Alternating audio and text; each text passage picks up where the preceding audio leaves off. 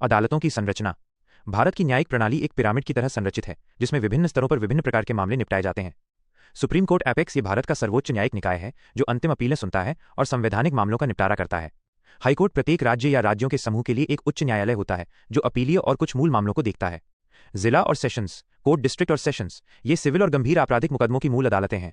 Sessions court खासकर गंभीर आपराधिक मामलों के लिए होती हैं। निचली श्रेणी की नागरिक दीवानी अदालतें, सिविल जज, मनसिफ, स्मॉल कॉजेज, ये छोटी और मध्यम सिविल मांगों राशि राज्यानुसार अलग को सुनती हैं।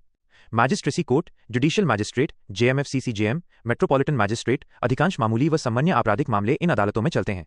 विशेष ट्रिब्यूनल कोर्ट विभिन्न विशिष्ट मामलों के लिए, जैसे एनसीएलटी कंपनियां, एनजीटी पर्यावरण, डीआरटी ऋण वसूली, आईटीएटी आयकर, कैट सरकारी सेवा, उपभोक्ता आयोग, वाणिज्यिक कोर्ट, परिवार कोर्ट आदि। नागरिक दीवानी मामले कहां फाइल करें और क्यों? कुल अवधारणा। Code of civil procedure CPC के 9 के अनुसार सिविल कोर्ट सामान्यतः सभी दीवानी सूट सुनेंगे जब तक किसी विशेष कानून में अलग व्यवस्था न हो, परंतु टेरिटोरियल जगह और पेक्यूनियरी राशि जुरिस्डिक्शन लागू होता है और मात्रा राज्यवार बदलती है। प्रमुख बिंदु। स्थान territorial jurisdiction.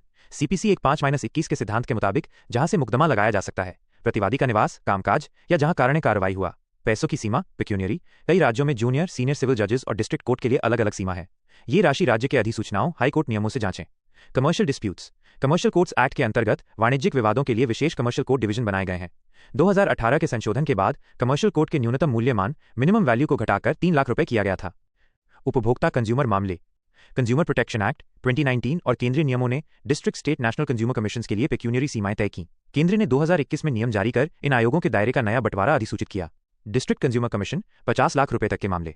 State consumer commission 50 lakh रुपए से 2 करोड़ रुपए तक के मामले। नेशनल कंज्यूमर कमीशन 2 करोड़ रुपए से ऊपर के मामले।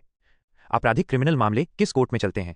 मुख्य सिद्धांत सीआरपीसी के अनुसार एफआईआर बाय कॉग्नाइजेंस। यदि कोई संज्ञेय कॉग्नाइजेबल अपराध होता है तो पुलिस एफआईआर दर्ज कर जांच शुरू कर सकती है। धारा 154 सीआरपीसी। गंभीर अपराध, हत्या, अपहरण, बलात्कार सामान्यतः संज्ञेय होते हैं। मैजिस्ट्रेट बनाम सेशंस।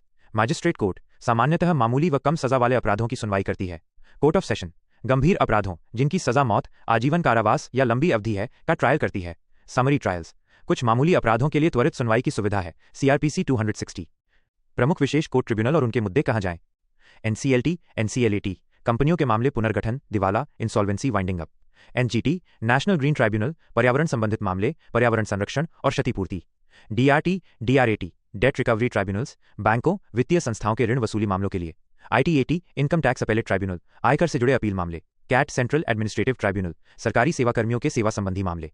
फैमिली कोर्ट्स वैवाहिक पारिवारिक विवाद, विवाह समाप्ति, हिरासत, भरण पोषण। Motor accident claims tribunal एमएसीटीएम